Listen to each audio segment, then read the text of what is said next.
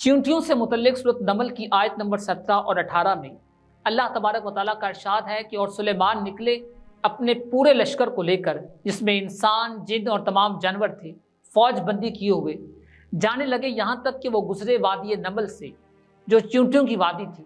एक चींटी ने दूसरी चींटियों से कहा कि ऐ चींटियों, अपने घरों में घुस जाओ, कहीं तुम्हें सुलेमान और उसकी फौजें पीस न डालें।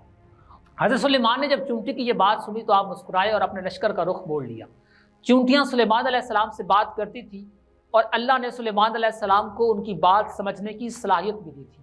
जो बात कुरान मजीद ने 1400 साल पहले बताई, आज की जदीद साइंस मुख्तलिफ तजर्बात के बाद उस नतीजे पर पहुंची है कि चींटियाँ एक ज़बरदस्त मुआशी सिस्टम में रहती हैं।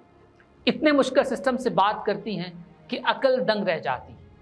साइंस ने बताया कि चींटियाँ आवाज़ से बात नहीं करती, बल्कि डेटा मुंतकिल करने के लिए बात करती हैं, और उनका तरीका ये होता है कि वो अपने मुंह से एक मवाद निकालती हैं और सामने वाली चींटी के मुंह पर चिपका देती हैं। दूसरी चींटी उससे सारा पैगाम डिकोड करके समझ लेती है।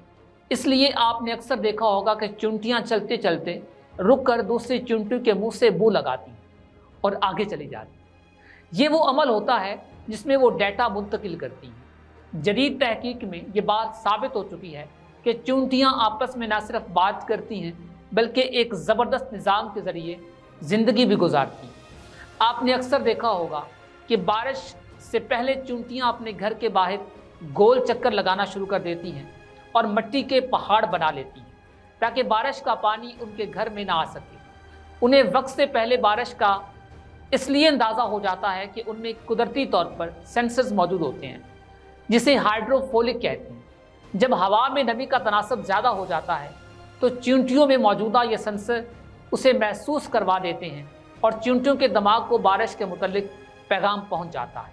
इसलिए चींटियां बारिश से पहले ही अपने खाने पीने और रहने का इंतज़ाम मुकम्मल कर लेती हैं। महकमा मौसमियात भी इस अमल को दोहराते हुए हवा में नमी का तनासब नोट करते हैं और फिर बताते हैं कि बारिश के क्या इम्कानात हैं। तारीख गवाह है, अगर हम कुरान मजीद में गौर व फिक्र करें तो ऐसी इजादात कर सकते हैं कि नस्ल इंसानी हैरान रह जाती है।